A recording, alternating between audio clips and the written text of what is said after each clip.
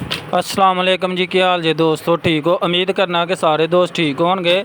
अच्छा जी, बच्चे कुरबानी वास्ते सेल होने लिए आए न ते माशाल्लाह बड़े बड़े सोहने बच्चे न। ते अगर कोई दोस्त कुरबानी वास्ते बच्चा खरीदना चाहता है तो वह खरीद सकता है। दोंदे न यानी कि कुरबानी लगन दे काबल न।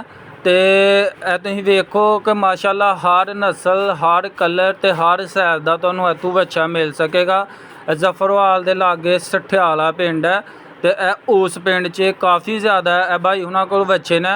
तो इन्हों का असीं तुहानूं मोबाइल नंबर दे दिन्ने आ तो तुसीं इन्हां नाल राबता कर सकते हो। कि थोड़े दिन पहले असीं जिस तरह की वीडियो बना के अपलोड की सी कि अगर किसी को भी कोई ले लै बच्चा कुरबानी वास्ते सेल करना चाहता है तो वह सानू वीडियो बना के सेंड करे। तो भाई उन्होंने सानू वीडियो सेंड की है तो वीडियो असी इन्हां दी अपलोड करन लगे अपने पेज ते।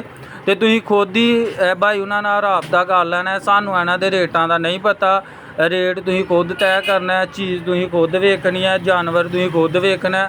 तो इहदे च साडा कोई तलक नहीं। बहरहाल साडा मकसद है कि लोगों तक पैगाम पहुँचाना।